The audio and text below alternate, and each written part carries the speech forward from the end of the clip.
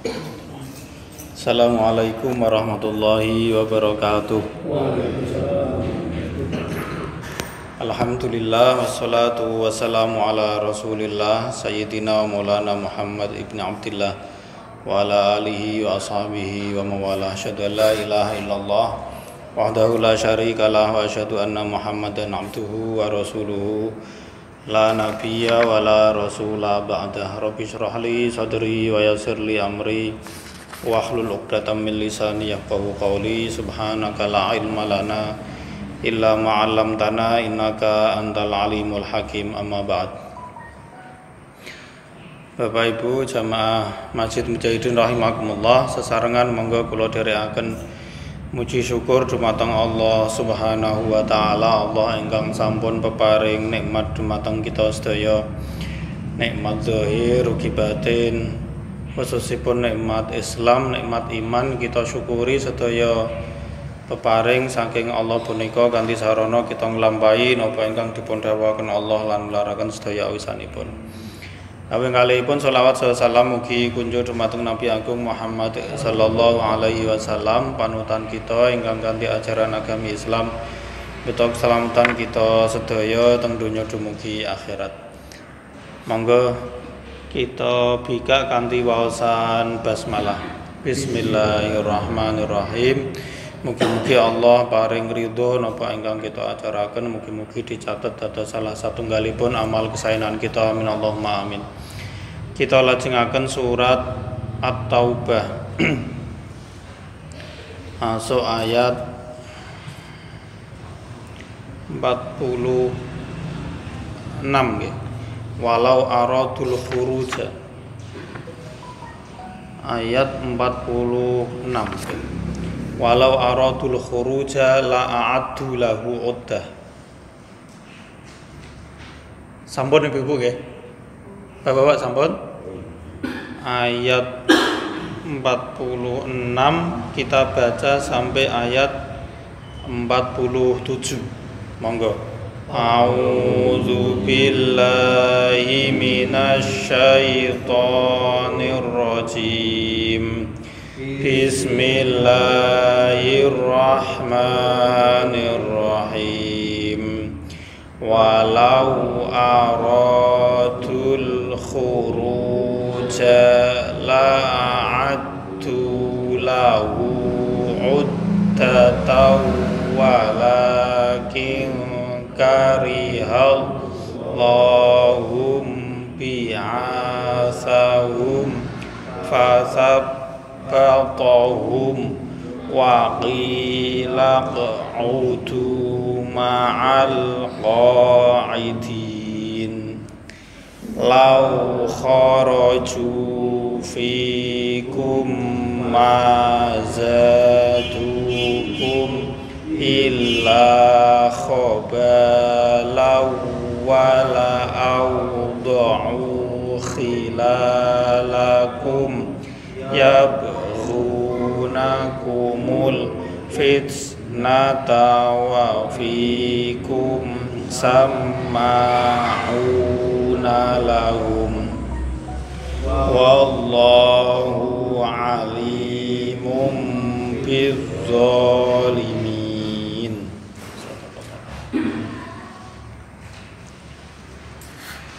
Bapak Ibu rahimakumullah, kita masih melanjutkan tentang peristiwa perang Tabuk nggih.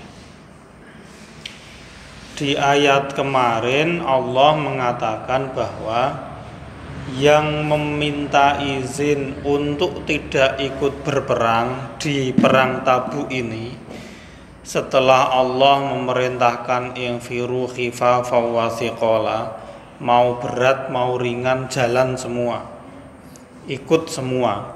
Nah, orang yang tidak ikut perang di ayat-ayat kemarin disebutkan mereka yang meminta izin, hakikatnya mereka itu orang yang tidak beriman kepada Allah dan hari akhir.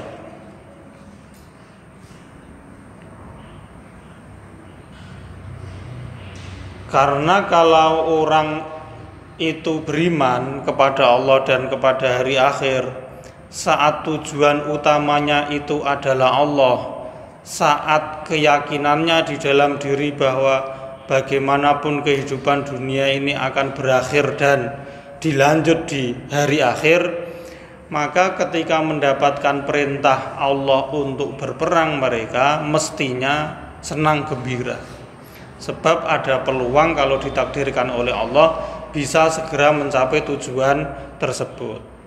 Yang menyebabkan mereka tidak mau atau merasa berat berperang di jalan Allah karena lebih mencintai dunia daripada akhirat.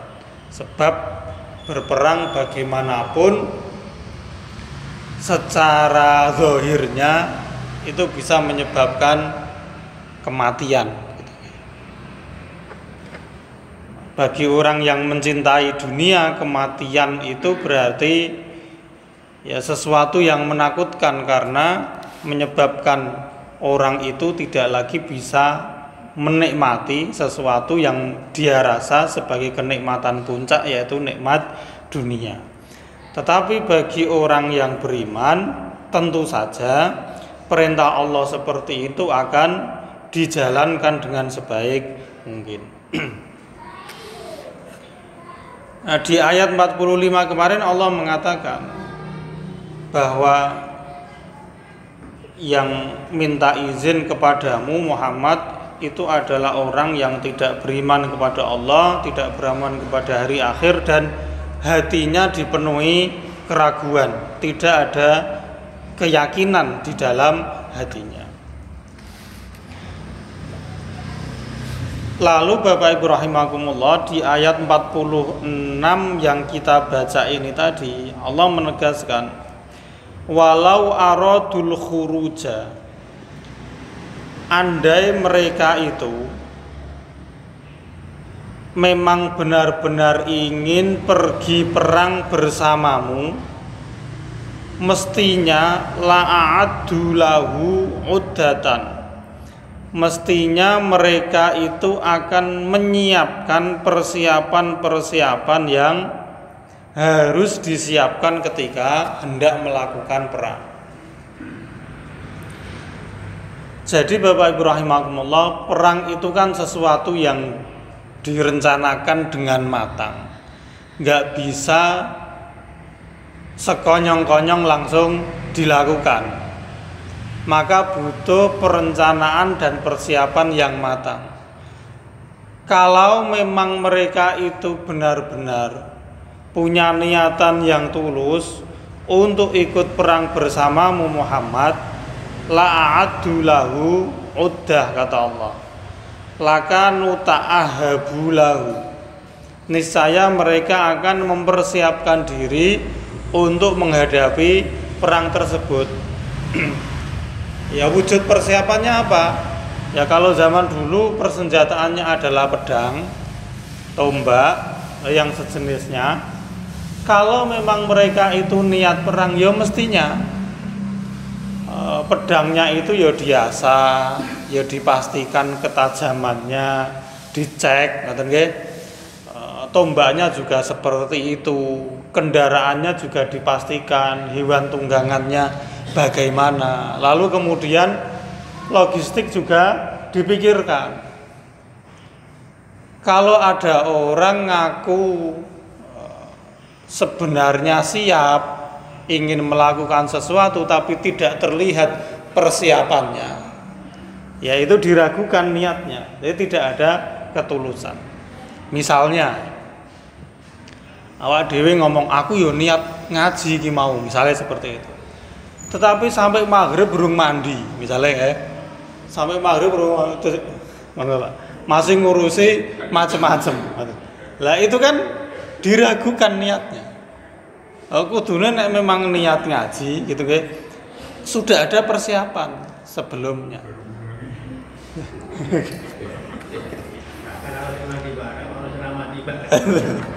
Dan ini contoh lagi, misalnya ngatur. Oke. Jadi harus ada persiapan sebelumnya. Ya misalnya tokonya ya ditutup, terus nopo-nopone ya disiapkan gitu. La'adu lahu udda. Tidak bisa sekonyong-konyong. Apalagi ini urusan perang, ngoten nggih. Ya kudu senjatanya dicek. Ngecek itu ya butuh waktu, ngoten nggih. Terus persiapan logistik juga harus disiapkan, kendaraan juga harus dipastikan. Semua itu menjadi bukti akan niat seseorang mau melakukan sesuatu. Lah kalau masih di dalam hatinya ada keraguan, itu belum niat gitu. Niat itu setelah melewati obrolan di dalam hati, lalu kemudian hati kita sudah membuat satu pilihan, dari pilihan itu membuat kita bersikap, oh aku melu perang. Nek melu perang kudune apa persiapannya itu disiapkan. Nah itu sudah masuk kepada hamun. Lalu naik lagi menjadi niat. Jadi kalau tingkatan perbuatan sebelum itu menjadi perbuatan ya di dalam hati kita, itu kan kita olah dulu di dalam diri ini, di dalam hati ini. Di awalnya awalnya niku napa niku hajis ya. Tingkatan amal sebelum dia benar-benar mewujud menjadi amal. Itu pertama adalah hajis. Hajis itu sepintas lalu muncul di dalam pikiran kita, sak kecelapan tok jeret. Misalnya kita ingat hari Senin misalnya. Senin jeret. Oh iki pengajian. Terlintas tok. Itu napa hajis. Hanya sekedar bayangan saja sekilas lalu. Yang enggak akan mengusik kita. Ya cuma sekilas saja bayangan gitu toh. Nah, ketika bayangan itu mulai mengganggu pikiran kita, itu namanya khawatir. Awak dhewe mulai mikirke. Awalnya kan cuma lewat saja. Ketika sudah menjadi khawatir, itu awak dhewe mikir, oh iya iki Senin ini aku kudu misalnya kalau kita contohkan di sini saja, misalnya aku kudu pengajian ini. Mulai mikir di pikiran kita itu kita mulai kepikiran gitu. Kalau hajis kan yo iki Senin ngaji, tapi nggak ada pikirannya. Tapi kalau sudah ini Senin aku ngaji, jadi kudune piye ngoten nggih. Itu mulai mengganggu pikiran kita. Yang awalnya kita konsen misalnya melakukan suatu pekerjaan, goro-goro kilingan ngaji awake dhewe mulai kepikiran. Nah, itu menjadi khawatir. Nah, setelah sesuatu itu mengganggu pikiran kita, maka terjadi dialog di dalam hati kita ini. Oke, yo iki Senin. Ngaji apa ora? Misalnya gitu, ngaji apa ora? Itu di dalam hati kita dulu. Ngaji enggak ya? Kalau kemudian dalam prakteknya kita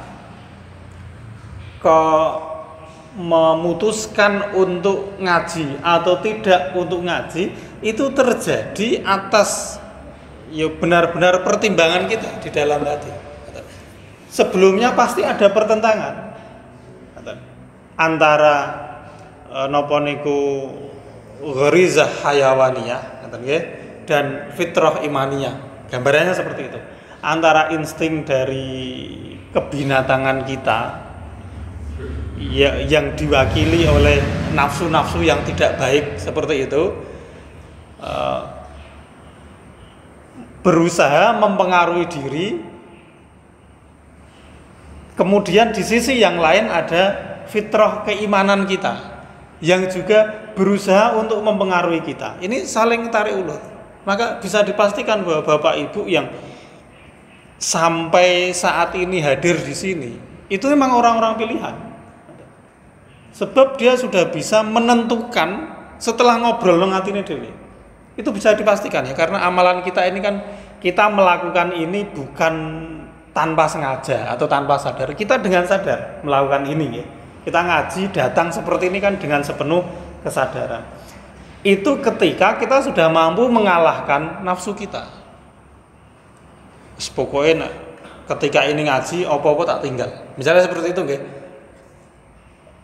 Fitrah keimanan yang mengarahkan kita seperti itu pada akhirnya ketika hadisun nafsi, obrolan di dalam jiwa kita kemudian ya mengunggulkan salah satu, entah datang atau tidak. Kalau konteks ini ya ikut perang atau tidak, ngaten nggih.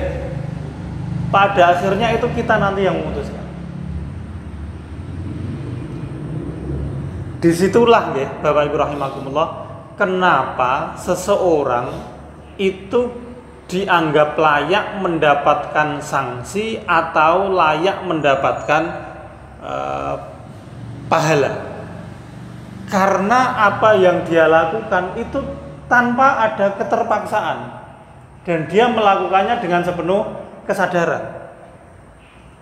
Maka ketika orang itu terpaksa melakukan sesuatu yang enggak baik, di dalam agama kita ya rufi al-qalam, diangkat napa niku pena catatan amalnya, karena dia melakukan atas dasar keterpaksaan, bukan kesadaran dirinya. Jadi betapa adilnya agama kita ini. Kowe nek dipaksa itu ora dicatet. Nek mbok lakoni memang dengan sepenuh kesadaran, wong kamu sadar melakukannya. Sadar melakukannya berarti tahu bahwa saya misalnya ketika melanggar ya akan mendapatkan sanksi seperti ini. Sadar. Karena dalam kondisi tidak dipaksa, tahu dalilnya, tahu konsekuensinya, tetapi kita tetap melanggar. Maka ketika diberi sanksi gitu, ya rasake dhewe. Orang kamu melakukannya dengan sepenuh kesadaran. Ini hebatnya agama kita, begitu fair. Nah, demikian halnya ketika kita kemudian lebih memilih untuk menuruti fitrah keimanan kita melakukan amalan-amalan yang baik, maka pahala yang diberikan oleh Allah itu juga fair, itu juga adil. Sebab ketika orang yang sudah memilih dan menentukan untuk melakukan yang baik kok tidak diberi apresiasi, disamakan dengan orang yang memilih untuk melakukan yang tidak baik, itu kan yo nggak adil lah ya. Wong kita di sini juga sudah memperjuangkan macam-macam. Goro-goro awak dhewe misalnya ngaji, dodolane ditinggal. Awak dhewe ngaji, urusan yang lain ditinggal. Ini kan butuh pengorbanan. Pengorbanan itu yang diapresiasi oleh Allah Subhanahu wa taala, karena orang yang seperti itu berarti memang benar-benar memilih untuk mengikuti Allah Subhanahu wa taala. Maka layak untuk diberikan bonus, diberikan pahala.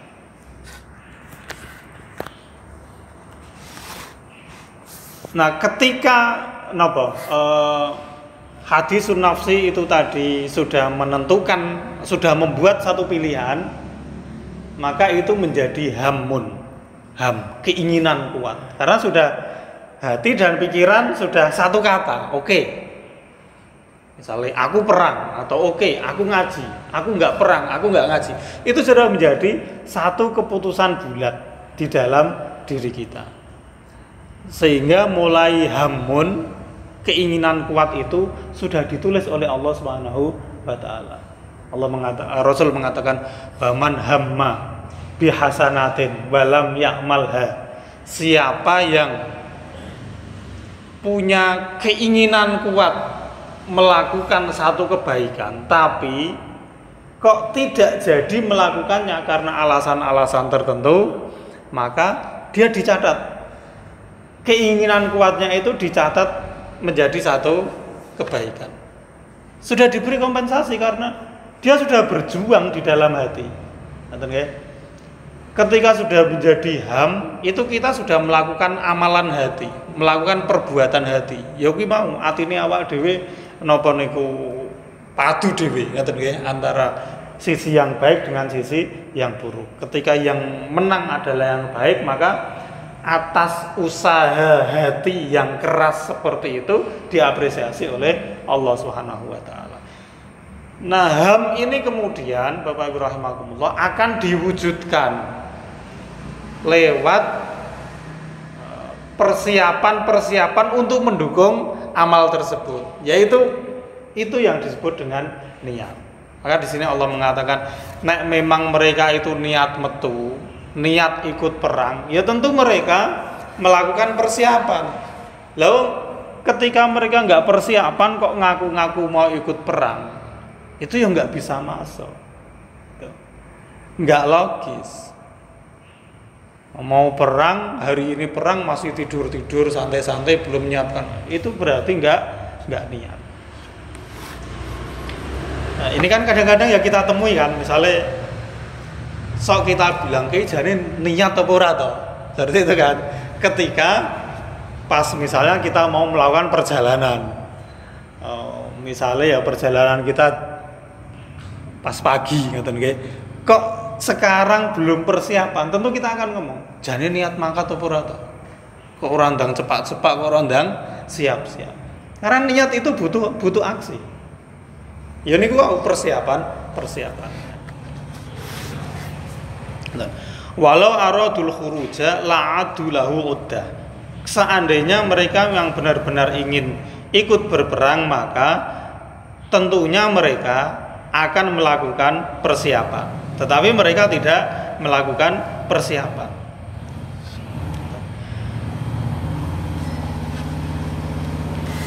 Nah, kemudian Bapak Ibu rahimakumullah, di potongan ayat berikutnya Allah mengatakan, walakin karihallahum bi'athahum fasabbatahum. Tetapi memang Allah Subhanahu wa taala atas ilmu azalinya, atas kehendaknya membuat orang-orang munafik itu ya merasa berat untuk keluar. Jadi di satu sisi memang dia malas, di sisi yang lain Allah itu juga membuat mereka seperti itu. Karena memang nanti di akhir dikatakan, karena Allah tahu keikutsertaan mereka itu nggak akan menambah apapun. Gitu. Artinya Allah benci, tidak suka apabila mereka ikut berperang bersamamu wahai Muhammad. Maka fasabbatahum ay akharahum. Allah mengakhirkan mereka, membuat mereka itu malas-malasan. Waqila, dan dikatakan kepada mereka, uq'udu ma'al qaidin. Tetap tinggallah kalian di Madinah bersama dengan orang-orang yang tetap tinggal di sana. Ini sebenarnya bentuk penghinaan ya. Karena pada zaman dulu tanda bahwa seseorang itu menjadi lelaki itu ketika pas perang ya ikut perang. Tanda bahwa dia ini jantan betul, kesatria. Kalau pas perang kok ada seorang laki-laki yang masih tinggal di tempat, itu berarti disamakan dengan kaum perempuan, dengan orang-orang yang lemah.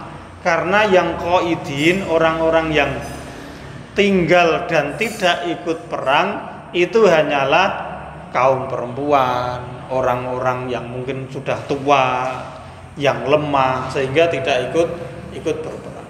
Maka sebenarnya ini bentuk penghinaan terhadap mereka. Ya sudah, duduklah kalian bersama dengan orang-orang yang duduk dan tinggal di situ.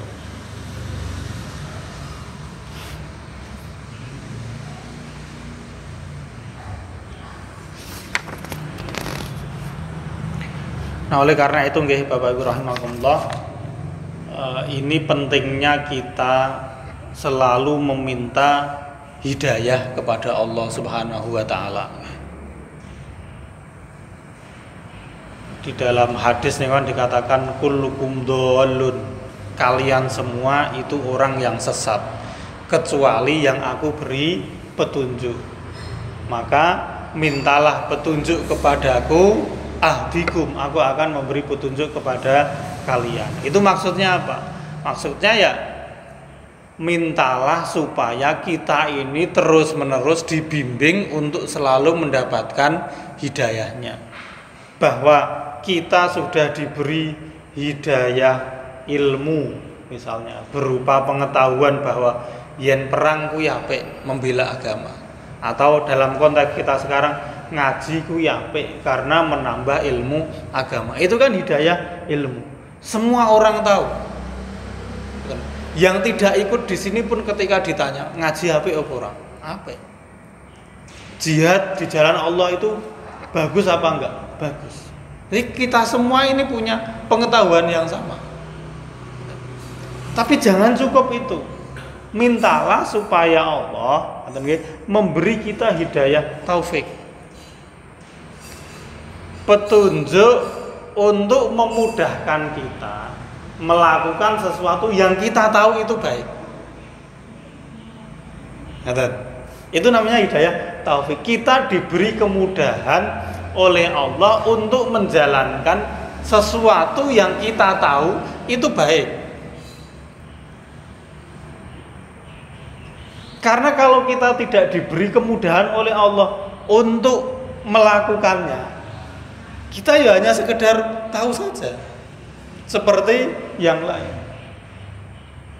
Dan maka doa kita kan Allahumma arinal haqqa haqqa warzuqna tiba'ah. Ya Allah, tunjukkanlah bahwa yang benar itu benar.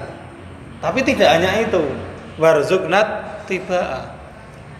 Mudahkanlah aku untuk mengikutinya. Karena banyak orang yang tahu bahwa sesuatu itu baik, dia hanya mau tahu saja, tapi tidak mau melaksanakannya. Maka doa kita harus komplit. Kasih tahu aku ya Allah kalau yang baik itu baik, lalu mudahkan aku untuk menjalankannya. Tidak hanya sekedar tahu saja. Karena kalau tahu saja yuk nggak ada bedanya.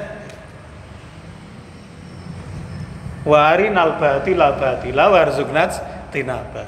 Dan tunjukkanlah kepadaku, perlihatkanlah kepadaku bahwa yang batil, yang tidak baik itu memang tidak baik, dan mudahkanlah aku untuk meninggalkannya. Karena banyak orang yang tahu ketika ditanya jane korupsi ku apik apa ora? Orang yang melakukan korupsi pasti akan mengatakan enggak baik, gitu kan? Buktinya ketika dia tertangkap, dia mengatakan saya khilaf, saya salah dan seterusnya. Sebenarnya dia tahu. Tetapi pengetahuannya itu hanya sekedar pengetahuan saja. Tidak berusaha memohon kepada Allah untuk dimudahkan supaya meninggalkan ketidakbaikan itu.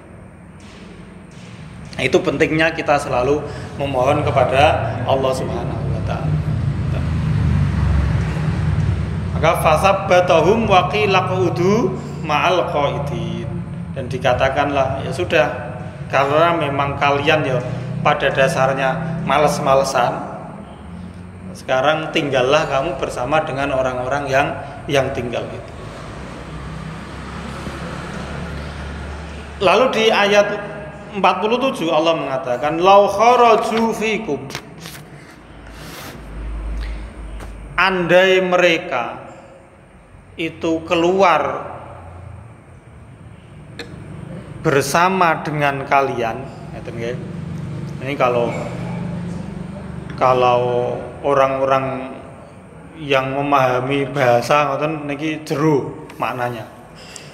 Lau kharaju fi itu berarti memang benar-benar keluar dan menyatu. Harusnya kharaja niku alam. Tetapi niki lau kharaju fikum. Seandainya mereka ini keluar ikut perang bersamamu, okay, mazadukum illa khobala, tidak akan menambah bagi kalian kecuali kebinasaan dan kehancuran saja. Karena mereka itu orang-orang yang aslinya penakut. Gitu. Jadi ya anugerah ketika orang-orang munafik itu tidak ikut perang. Karena ketika mereka itu ikut perang, justru menambah kehancuran dan kebinasaan. Jadi khobal itu penyakit jiwa, ngaten nggih. yang menjadikan seseorang ketika melakukan sesuatu itu tanpa pertimbangan. Orang anggo mikir. Itu khobala. Jadi orang yang melakukan sesuatu tanpa berpikir, asal ceroboh, nggak ada pertimbangan. Lah kalau mereka itu ikut perang bersamamu, justru akan membuat kecerobohan yang menyebabkan kebinasaan bagi kalian. Wala audau khilalakum. Itu satu ya. Napa niku perbuatan mereka. Satu, mereka ceroboh dan akan melakukan hal-hal yang ceroboh. Lalu wala audau khilalakum, dan mereka yang kedua akan memisahkan kalian, mencerai-beraikan kalian. Jadi yang dimaksud audau khilalakum itu, jadi misalnya ini dua orang, jalan bareng. Orang munafik itu akan berada di tengah-tengah untuk memfitnah yang satu, gembosi yang lain. Itu audau khilalakum. Jadi membuat barisan umat Islam itu nanti tercerai-berai.